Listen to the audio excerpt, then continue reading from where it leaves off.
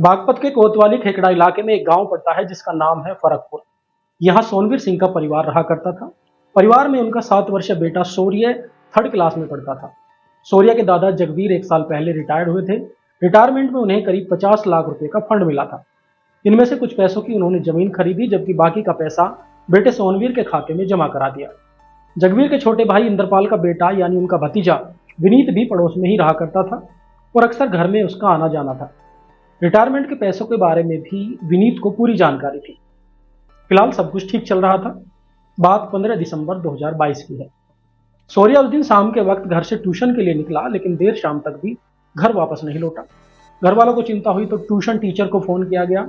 Teacher ने बताया कि शौर्य तो काफी देर पहले घर के लिए निकल चुका है। टीचर की बात सुनकर घर वाले परेशान हो उठे।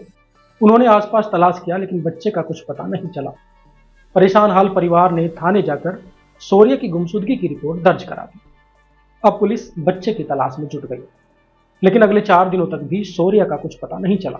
पुलिस ने रास्ते में पड़ने वाले जितने भी घर थे उनके लोगों से पूछताछ करने का फैसला किया, और जब पूछताछ की तो पता चला कि उस दिन शौर्य को उसके चाचा विनीत की बाइक पर देखा गया था।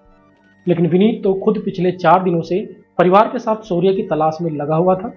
खैर, पुलिस ने विनीत से ही पूछताछ करने का फैसला किया, और जब सख्ती से पूछताछ हुई तो विनीत तोते की तरह बोलने लगा। उसने अपहरण वाले दिन की जो खौफनाक कहानी बयां की वो कुछ इस प्रकार है। पुलिस के अनुसार विनीत ने अपने 2 साथियों अक्षित और नीरज के साथ मिलकर शौर्य का अपहरण किया था और उसी दिन शाम को उसकी हत्या भी कर दी थी। तीनों ने बच्चे की लाश को एक गन्ने के खेत में गड्ढा खोदकर दफना भी दिया था। हत्या की जो वजह थी वो ये थी कि विनीत को पता था कि शौर्य के दादा को रिटायरमेंट में 50 लाख रुपए मिले हैं। वो किसी भी तरह से इन रुपयों को ऐंठना चाहता था, और इन रुपयों के लिए उसने करीब 6 महीने पहले ही शौर्य के अपहरण की साजिश रच डाली थी। इस साजिश में उसने अपने दोनों साथियों को भी शामिल किया। घटना वाले दिन जब शौर्य ट्यूशन से लौट रहा था तो रास्ते में विनीत बाइक लेकर खड़ा हुआ था। शौर्य को बाइक पर बैठने का काफी शौक था। बाइक पर घुमाने के बहाने विनीत शौर्य को लेकर के वहां से निकला और घंटों बाइक पर इधर उधर घुमाता रहा। तब तक उसके बाकी दोनों साथी भी पहुंच गए।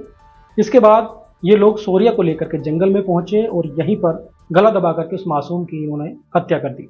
ये लोग फिरौती के जरिए परिवार से रुपया मांगना चाहते थे, लेकिन मामला तब तक पुलिस के पास पहुंच गया था, इसलिए ये लोग डर गए। पूछताछ में आरोपी ने बताया कि अगर फिरौती मिलती भी तो भी ये लोग बच्चे की हत्या कर देते, क्योंकि शौर्य इन्हें पहचानता था। फिलहाल तीनों आरोपी जेल में बंद है, लेकिन इस घटना को 3 साल से ज्यादा का समय बीतने के बाद भी शौर्य का परिवार इस सदमे से नहीं निकल पाया है। आज भी शौर्य की मां बेटे को याद करके बिलख पड़ती है। उनका कहना है कि काश वो 50 लाख रुपए घर में ना आए होते तो आज उनका शौर्य जिंदा होता।